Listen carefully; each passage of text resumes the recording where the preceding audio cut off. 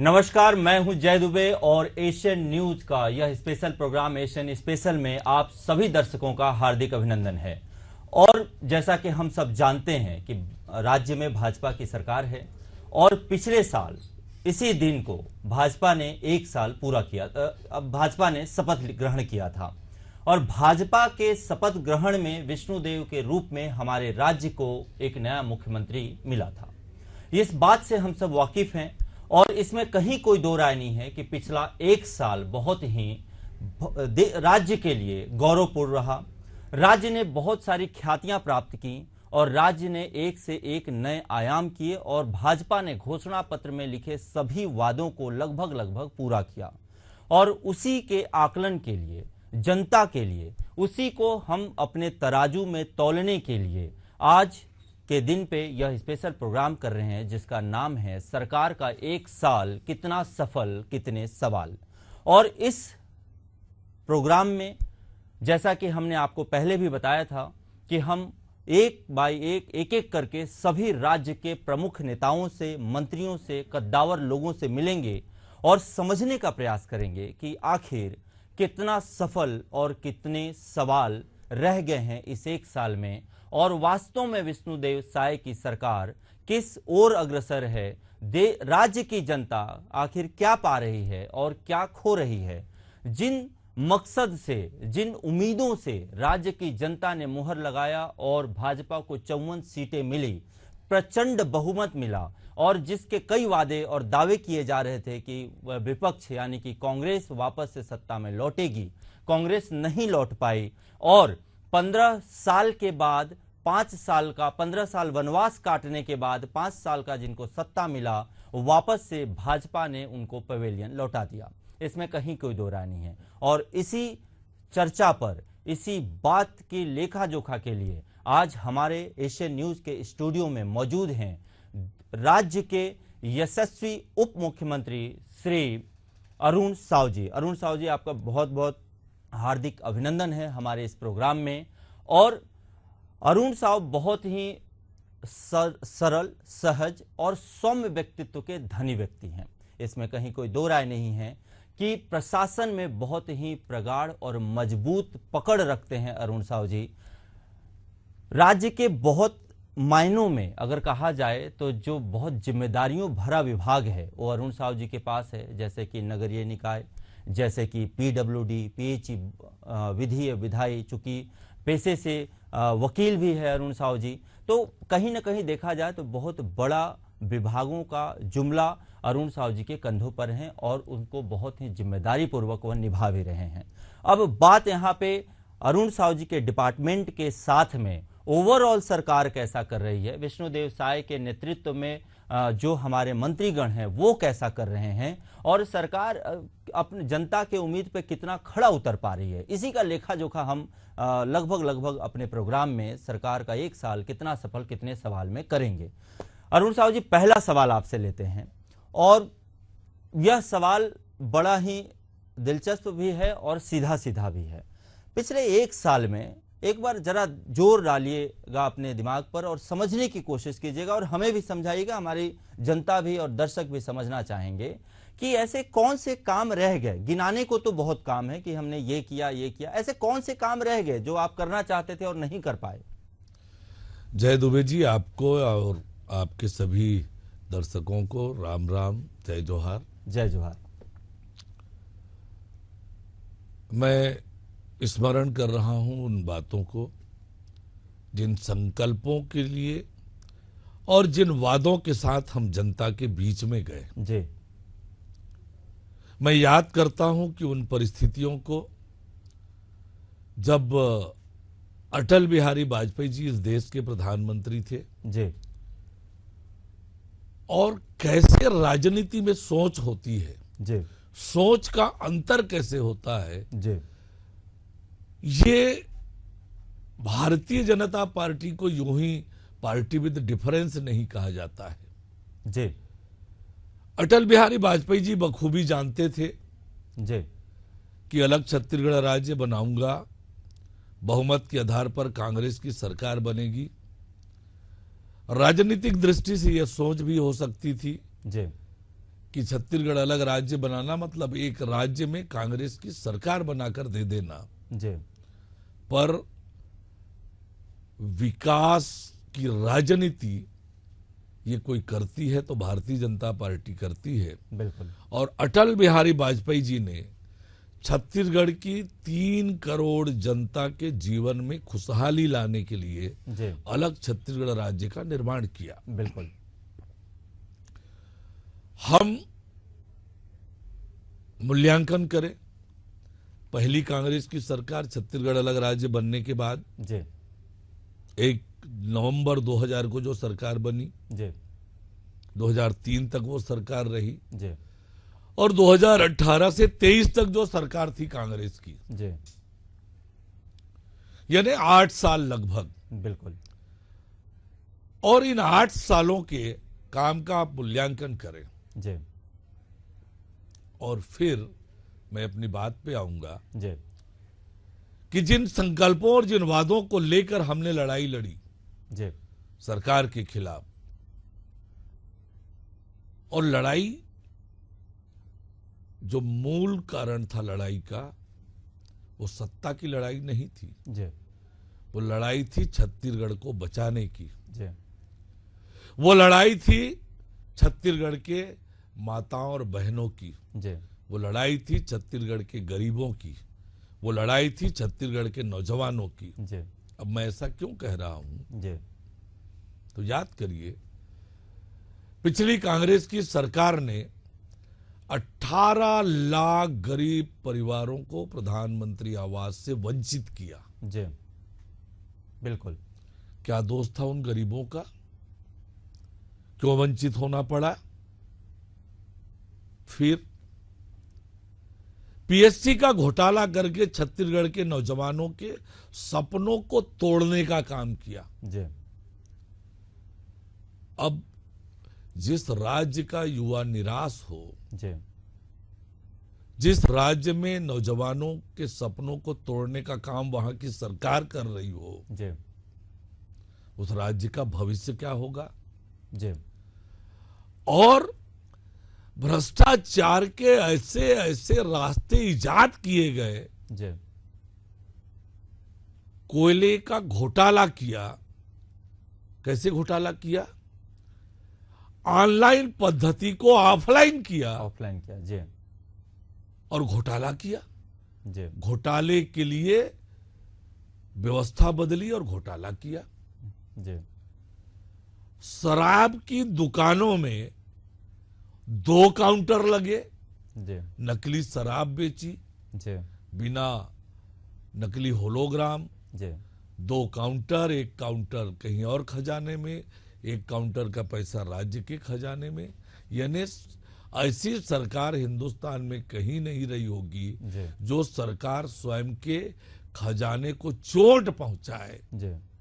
मतलब ये छत्तीसगढ़ को फिर से वो अंधकार की दिशा में लेकर जा रहे थे, जैसे इनके सरकारों के समय छत्तीसगढ़ अलग राज्य बनने से पहले जी। छत्तीसगढ़ की जो दुर्दशा थी। जी। क्या था छत्तीसगढ़ के पास? कांग्रेस की सरकार थी देश में, प्रदेश में। क्या मिला था छत्तीसगढ़ को? अशिक्षा, गरीबी, भूखमरी, जी। पिछड़ापन, यही दिया कांग्रेस ने। जी। और इसलिए जो लड़ाई हमने लड़ी 2023 के इसलिए आप चुनाव लोगों के ने ठान समय, लिया कि कांग्रेस मुक्त भारत बनाएंगे। वास्तव में छत्तीसगढ़ में हमने लड़ाई लड़ी छत्तीसगढ़ को बचाने के लिए। जी। जिस दिशा में भूपेश बघेल की सरकार छत्तीसगढ़ को लेकर जा रही थी, जी। बहुत खतरनाक था। जी। प्रदेश को अपराध का गढ़ बना दिया, शराब का गढ़ बना दिया, नशे का गढ़ बना दिया, धर्मांतरण का गढ़ बना दिया, जी। घोटाले का प्रदेश बना दिया, नक्सलवाद को फ्री छोड़कर जी। जो निर्दोष हमारे जी। आदिवासी भाई बहन है उनके जीवन को संकट में डाला, उनको विकास से महरूम करने का काम किया, गरीबों के साथ अन्याय हुआ, नौजवानों के साथ अन्याय हुआ। इस अन्याय के खिलाफ हमारी लड़ाई थी और मैं धन्यवाद दूंगा छत्तीसगढ़ की जनता को। जी। सारे प्रकार के भ्रम, झूठे वायदे जी झूठे वायदों का तो रिकॉर्ड बनाया उस सरकार ने। जी एक भी वादा पूरा नहीं किया। और छत्तीसगढ़ की जनता कितनी समझदार है, लोकतंत्र की जड़ें कितनी मजबूत है छत्तीसगढ़ में, जी ये छत्तीसगढ़ की जनता ने 2023 के विधानसभा चुनाव में बताया।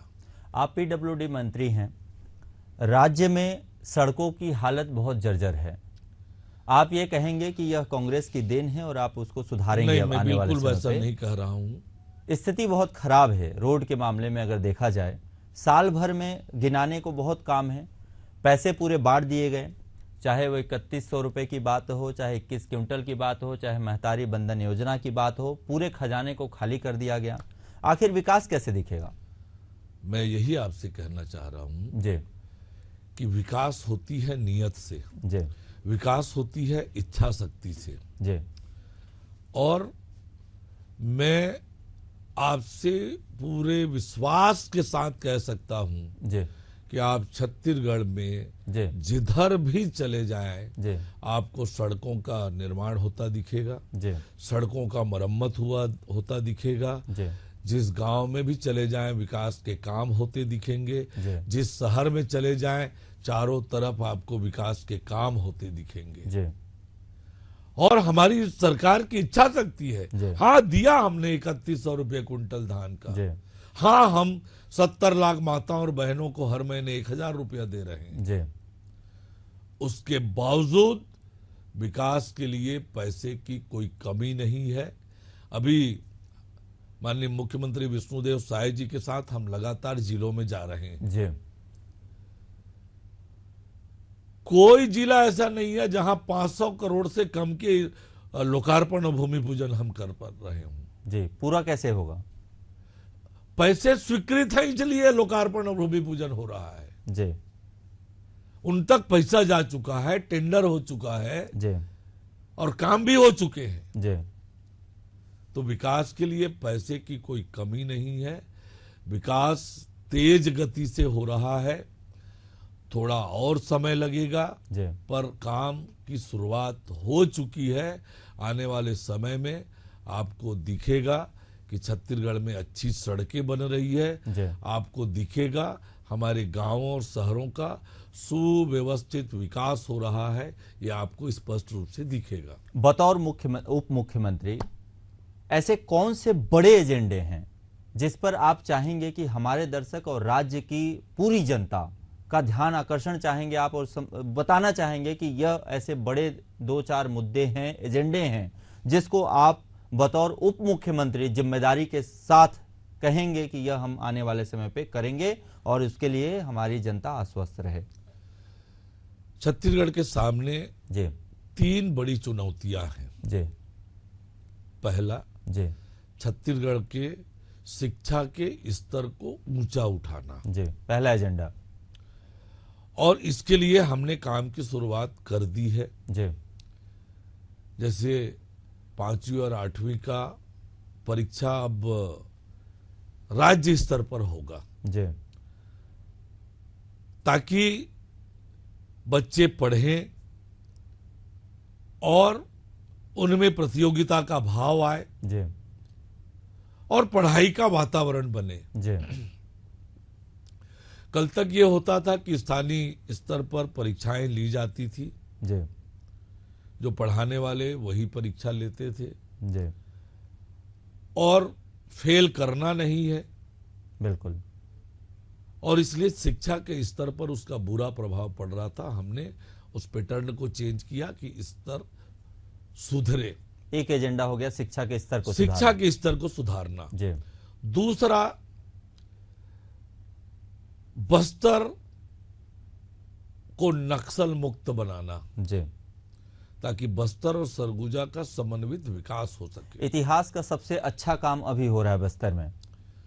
निश्चित रूप से जी पिछले 1 सालों में नक्सल उन्मूलन की दिशा में जो काम हुआ है वो अविश्वसनीय है। अविश्वसनीय है। बस्तर की जनता के चेहरे में जी विकास के मुख्य धारा में आना जी और उनके सपनों को साकार करने का काम जी बस्तर में केवल नक्सल उन्मूलन का एक एजेंडा काम नहीं कर रहे हैं। जी एक तरफ कैंप लगा रहे हैं नक्सल उन्मूलन के लिए, जी वहीं दूसरी ओर जय दुबे जी हम नियत नेल्ला नार जैसी योजना लाकर वहां सरकार की योजनाओं को आम लोगों तक पहुंचाने का काम कर रहे हैं। जी और तीसरा काम बस्तर में बस्तर ओलंपिक का आयोजन हमने किया। जी आप अविश्वसनीय आंकड़े हैं, 1,65,000 युवाओं ने पंजीयन कराया।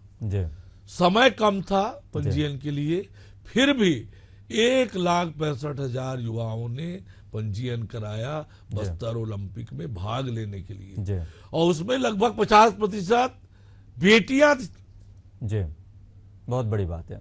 ये बड़ी बात नौजवानों के आत्मविश्वास को बढ़ाने, जी उन्हें विकास की मुख्य धारा में लेकर आने के लिए ये काम हमारी सरकार कर रही है। पहला शिक्षा हो गया, दूसरा बस्तर को देश के मानचित्र में लाना और एक अलग पहचान दिलाना हो और गया। तीसरी बात जो है कि किसी भी राज्य के विकास के लिए जी उद्योगों का आना आवश्यक है, बहुत जरूरी है। जी और उद्योगों के स्थापना के लिए जी निवेश आवश्यक है। जी और इसके लिए एक डेडिकेटेड ऑफिसर हमने दिल्ली में रखा है जी जो राज्य में निवेश लाने के लिए लगातार जी वो प्रयत्न कर रही है जी और उसमें हमारी को सफलता भी मिल रही है। जी और इसके लिए हमने अपनी नई औद्योगिक नीति लेकर आए हैं। जी नई औद्योगिक नीति में हमने संपूर्ण छत्तीसगढ़ में जी उद्योगों के विकास के लिए जी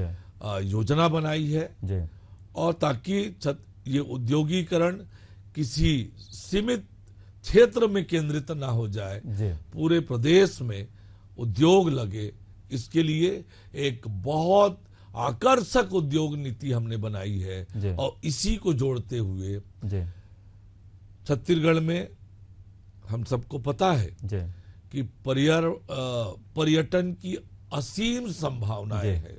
जी ऐतिहासिक, पौराणिक, धार्मिक, प्राकृतिक, जी ये पर्यटन के स्थल हैं। बिल्कुल और पर्यटन को हमने उद्योग का दर्जा दे दिया है। बिल्कुल अब उद्योग का दर्जा मिलने से पर्यटन के लिए आवश्यक सुविधाएं स्थापित होगी, जी पर्यटक बढ़ेंगे जी और उससे रोजगार का सृजन होगा। जी तो ये उद्योगों के निवेश और औद्योगिकीकरण, इसके माध्यम से रोजगार सृजन करना ये प्रदेश के विकास के लिए आवश्यक है। हमारी सरकार ने इस दिशा में तेज गति से काम करना प्रारंभ कर दिया है। उद्योग के ही क्षेत्र में एक सवाल और आपसे लेते हैं, थोड़ा तीखा सवाल है अरुण साहू जी, और इसका जवाब सिर्फ राज्य के ही नहीं बल्कि राज्य के बाहर रहने वाले राज्य के लोग भी समझना और जानना चाहेंगे। बहुत गूढ़ सवाल है और चूंकि आप प्रदेश के उप मुख्यमंत्री हैं, मैं विभाग की गिनतियां नहीं गिनाऊंगा, और आपके ही अध्यक्षता में, आप भाजपा के 14 महीने अध्यक्ष रहे, आपके ही अध्यक्षता में राज्य में भाजपा की वापस से शासन स्थापित हो पाई है। सवाल बड़ा है, 15 साल पहले और 1 साल आज आपके पूरे हो गए, 16 साल की सरकार आज तक 16 साल में इतने उदाहरण देश में है अरुण साहू जी, एक भी आईटी कंपनी नहीं ला पाई है। इससे बड़ी विफलता, सफलताओं के ताने बाने तो बहुत गिने जा रहे हैं और गिनाए भी जा रहे हैं। आप हैदराबाद को ले लीजिए, बेंगलोर को ले लीजिए, मैसूर को ले लीजिए, नोएडा को ले लीजिए, अब बहुत एग्जाम्पल हैं, बहुत एग्जाम्पल हैं। आप यहाँ तक बात करें, कई सारे एग्जाम्पल हैं, लेकिन एक सिंगल कंपनी आप नहीं ला पाए हैं 16 साल में। इतनी बड़ी विफलता क्यों? ये सही है कि कोई आईटी कंपनी हमारे यहाँ नहीं आई है, जी, पर इन 16 सालों में जो छत्तीसगढ़ की दशा और दिशा बदली है, जी, यह भी ध्यान रखने लायक बात है कि लोगों के जीवन स्तर को हमने कहां से कहां पहुंचाया। जी, भूख से किसी बच्चे की मौत नहीं होने दी, जी, कोई भूखा ना सोए, जी, इसकी चिंता की। और अनगिनत काम में गिना सकता हूं 16 सालों के। जी पर जिस बात को आपने इंगित किया, हाँ ये सही है जी कि ये नहीं हुआ है। जी पर मैं आपको भरोसे के साथ कह सकता हूं जी कि आने वाले समय में इस दिशा में हमारी सरकार ने प्रयत्न करना प्रारंभ कर दिया है जी और आने वाले थोड़े ही समय में जी। आपको आईटी कंपनियों का सिलसिला आता हुआ छत्तीसगढ़ में दिखेगा। मैं उम्मीद करता हूं कि आने वाले समय पे आपके वादे के हिसाब से हमारे राज्य में भी बड़ी आईटी की कंपनियां दिखाई दें और देश के न जाने कितने ऐसे नौजवान जो इंजीनियरिंग करके बेरोजगार घूम रहे हैं या बहुत ही 10-15 हजार की नौकरी करने के लिए मजबूर हैं, उनको भी एक दशा और दिशा मिले। अगला सवाल लेते हैं। अगला सवाल आपके डिपार्टमेंटल लेने से पहले एक और बड़ा सवाल लूंगा, चूंकि आप कैबिनेट के बड़े हिस्सा भी हैं। धान खरीदी की आपने बात की, 21 क्विंटल की बात की, 3100 की बात की, बड़े बड़े वादे किए। बहुत कसमकस दिखाई दे रहा है अभी धान खरीदी में, बहुत ज्यादा कसमकस दिखाई दे रहा है केंद्रों में, बहुत हू हल्ला हो रहा है, बहुत ज्यादा इस बात को उठाया जा रहा है विपक्ष के द्वारा। क्या कहना चाहेंगे, क्यों इतनी तकलीफ हो जा रही है? देखिए, आज कांग्रेस पार्टी मुद्दा विहीन है। जी विधानसभा में मात खाई है कांग्रेस, जी लोकसभा में मात खाई है। रायपुर दक्षिण में बड़े बड़े दावे कर रहे थे, जी रायपुर दक्षिण की जनता ने जवाब दिया। जी और कांग्रेस की हमेशा आदत रही है, आप अभी दिल्ली में देख लीजिए क्या हो रहा है। जी पार्लियामेंट चलने नहीं दे रहे हैं, चर्चा से भाग रहे हैं, बिल्कुल। मुद्दे ऐसे उठा रहे हैं वहां पर जिसका जनता से कोई सरोकार नहीं है, जी कोई लेना देना नहीं है। बिल्कुल। जनहित के मुद्दे नहीं उठा रहे हैं, जी संसद चलने नहीं दे रहे हैं, जी केवल और केवल राजनीति कर रहे हैं। बिल्कुल।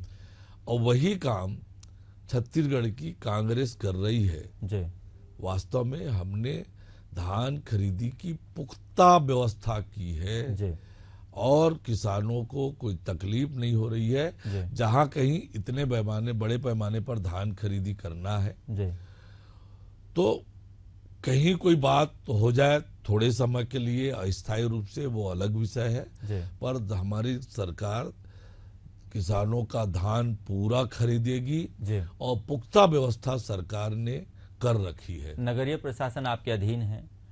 देश में एक से एक ऐसे उदाहरण हैं जहां पे नगरीय प्रशासन के तहत आवासीय जो प्रोजेक्ट होते हैं उसमें लोग घर खरीदने या जमीन खरीदने के लिए मरते रहते हैं, इसमें कहीं कोई दो राय नहीं है। कमल विहार एक बना हम सबके सामने एक एग्जाम्पल है जो आज तक लगभग देखा जाए अब थोड़ी बहुत बसाहट अच्छी आनी चालू हुई है, नहीं तो वीरान पड़ा रहा लंबे समय तक। नगर निकाय के अंदर आने वाले जितने भी हाउसिंग प्रोजेक्ट रहे हैं वो क्यों फल फूल नहीं पाए?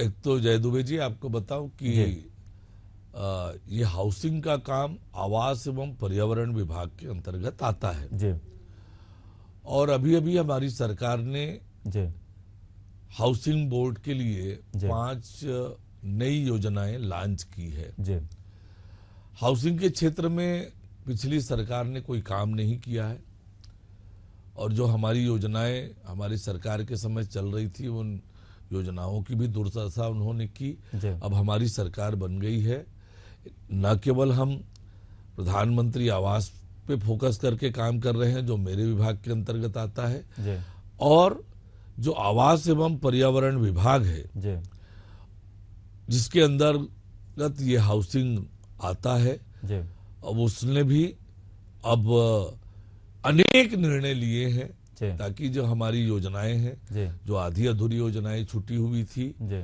वो योजनाएं आगे बढ़े। अनेक प्रकार की रियायतें सरकार ने दी है जी ताकि वो योजनाओं का काम आगे बढ़े।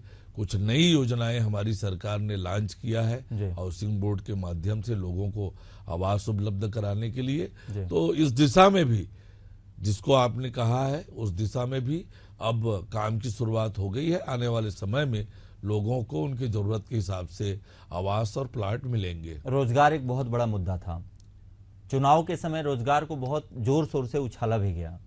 आप लोगों ने भी बहुत उसका मुद्दा उठाया कि रोजगार के मामले में प्रदेश कहीं ना कहीं पिछड़ रहा है। कांग्रेस ने यह गिनाया कि रोजगार के मामले में प्रदेश सबसे आगे है। साल भर में आप कहां देखते हैं रोजगार को, कहां ले जा पाए हैं?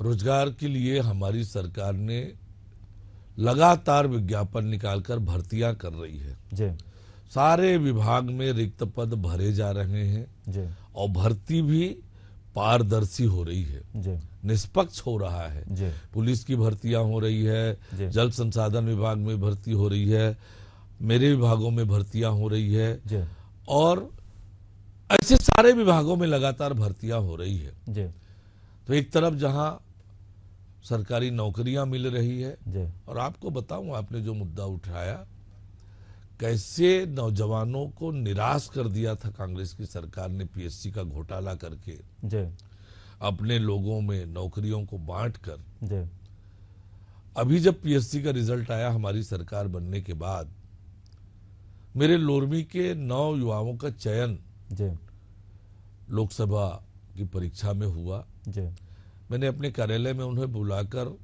उनसे बातचीत की उन्हें सम्मानित किया जी जय दुबे जी आपको बताऊं सभी के सभी बच्चे गांव के सामान्य किसान परिवार के बच्चे हैं जी उन्होंने अपने मुंह से स्वीकार किया कि यदि हम आज चयनित हुए हैं जी तो आपकी सरकार ने जी जो निष्पक्ष भर्ती की इसके कारण से हम चयनित हुए जी पूर्व में प्रयास किए थे हमारा चयन नहीं हुआ था जी और इस बार निष्पक्ष प्रक्रिया होने के कारण हमारा चयन हुआ जी उनके चेहरे की खुशी उनके चेहरे में उत्साह जी उनके जो पेरेंट्स आए थे जी उनका संतोष जी और उन्होंने जो हमारी सरकार को आशीर्वाद दिया जी मैं आपको कह सकता हूं कि छत्तीसगढ़ के नौजवानों के चेहरे में जो उत्साह और प्रसन्नता आई है जी कि अब उनके सपनों को कोई तोड़ेगा नहीं जी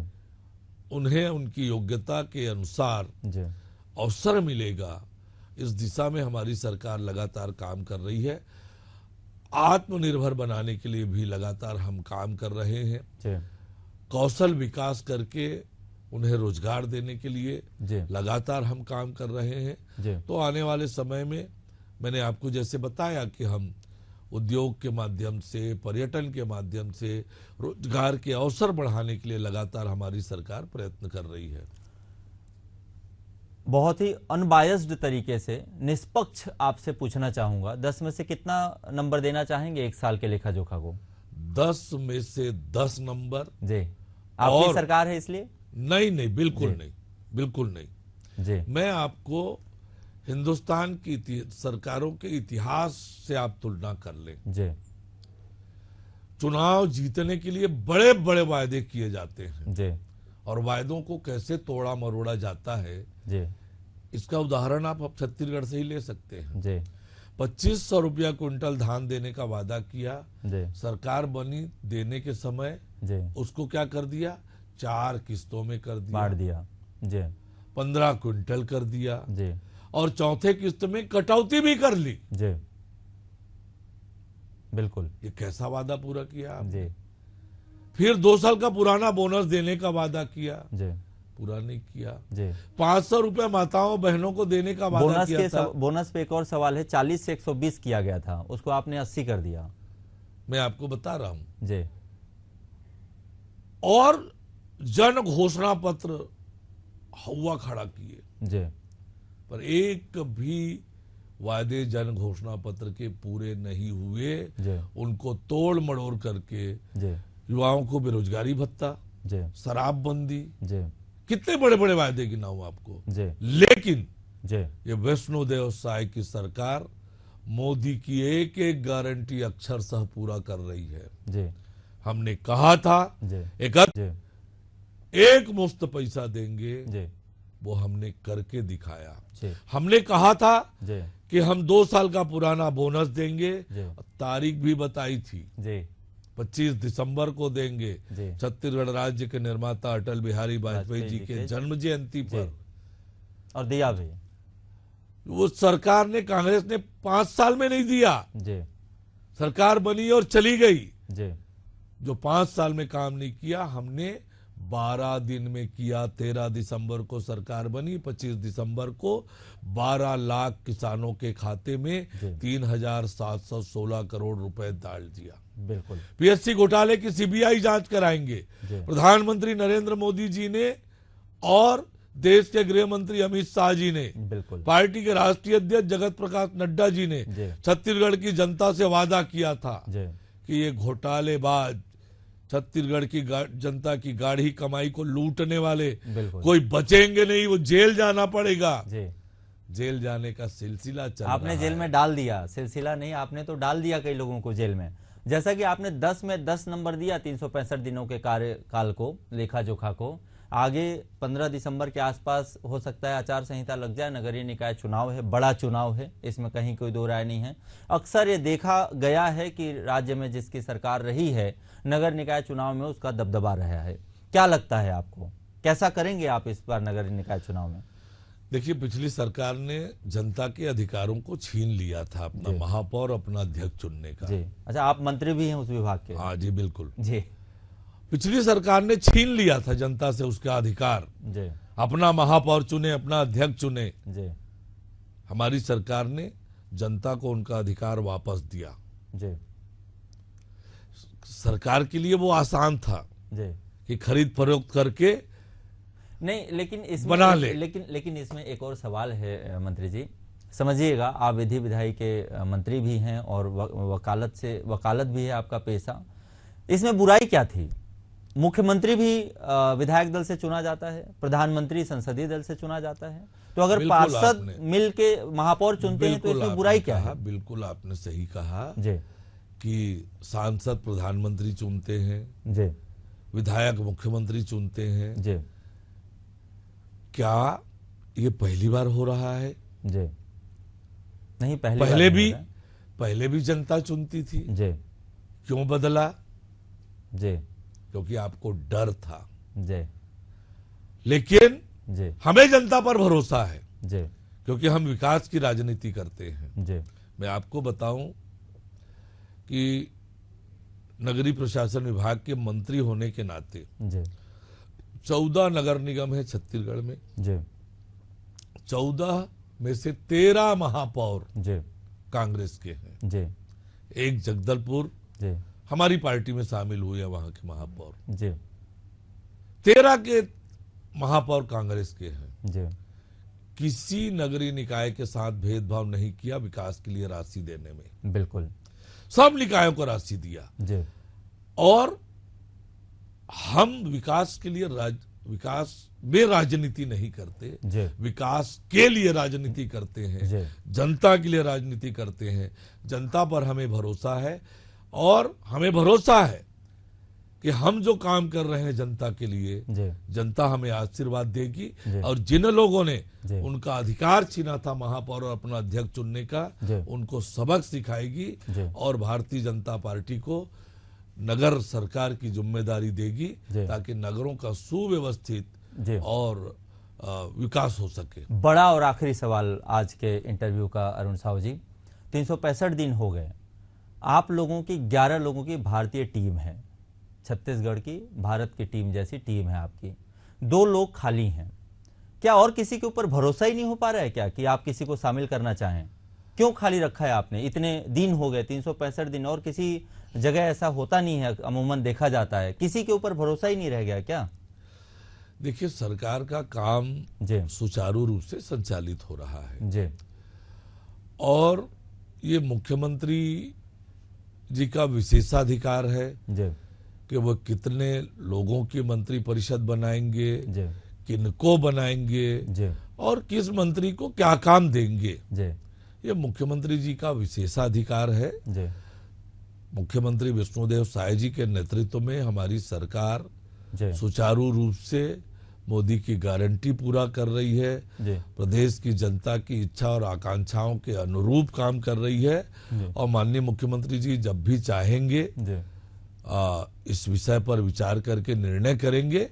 लेकिन आज छत्तीसगढ़ की जनता को डबल इंजन की सरकार का लाभ मिल रहा है और तेज गति से छत्तीसगढ़ आगे बढ़ रहा है जी। मंडल कमंडल और प्राधिकरण के भी गठन नहीं हो रहे हैं, कुछ नियुक्तियां की है और ये भी समय के साथ माननीय मुख्यमंत्री जी पार्टी के नेताओं से विचार विमर्श करके करेंगे, समय पर सब निश्चित रूप से करेंगे।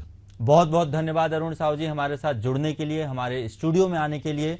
हमारे साथ थे प्रदेश के यशस्वी उप मुख्यमंत्री श्री अरुण साहू जी। आपने अरुण साहू जी को सुना, कितने बेबाकी से अरुण साहू जी ने सारे सवालों का जवाब दिया, कैसे अपने प्रदेश के मुख्यमंत्री श्री विष्णुदेव साय के कार्यकाल को 10 में 10 नंबर दिया, कैसे उन्होंने यह गिनाया कि पीडब्ल्यूडी हो, चाहे खाद्य आपूर्ति निगम हो, चाहे धान की खरीदी हो, चाहे घोषणा पत्र में किए गए वादों और घोषणाओं की पूर्ति हो, या फिर नगर निकाय में किस तरीके से वापस उसी विश्वास के साथ आपने अरुण साहू जी के शब्दों में, अरुण साहू जी के हाव भाव में, अरुण साहू जी के बॉडी लैंग्वेज में जो कॉन्फिडेंस देखा, उससे यह कहा जा सकता है दावा के साथ कि इस बार के नगर निकाय चुनाव में वापस से भाजपा बाजी मार सकती है। देखना दिलचस्प होगा कि कांग्रेस उस बात पे कितना मुखर और प्रखर प्रहार करती है और कैसे इस बाजी को अपने झोले में ले जाती है। बहरहाल यह बाद का विषय है। आज जिस नाम से और जिस कार्यक्रम में हमारे साथ प्रदेश के यशस्वी उप मुख्यमंत्री श्री अरुण साहू जी शामिल हुए, जिस बेबाकी से उन्होंने जवाब दिया, जिस तरीके से उन्होंने काम गिनाया, यह बिल्कुल कहा जा सकता है काबिले तारीफ है सरकार के पिछले 365 दिनों के कार्यकाल का लेखा जोखा। इसी तरह से और भी हम मंत्रियों से और कोशिश करेंगे हमारे मुख्यमंत्री के साथ भी एशियन न्यूज के सभी दर्शकों के लिए 365 दिनों का लेखा जोखा अलग अलग जुबान से प्रस्तुत करने की, और हमारे प्रदेश की जनता को यह समझाएंगे और बताएंगे कि आखिर 365 दिन आपके लिए कैसा रहा, किस तरह से रहा और किन मानदंडों पर, किस हिसाब से आप राज्य की सरकार को तौलिए या तौलना चाहिए, ताकि जब 4 साल बाद पुनः आपको वोट देना पड़े तो आपके जहन में यह न रहे कि यह छूट गया या वह बच गया। बहुत बहुत धन्यवाद एशियन न्यूज के इस खास प्रोग्राम में आप सभी दर्शकों का जुड़ने के लिए। नमस्कार, देखते रहिए एशियन न्यूज।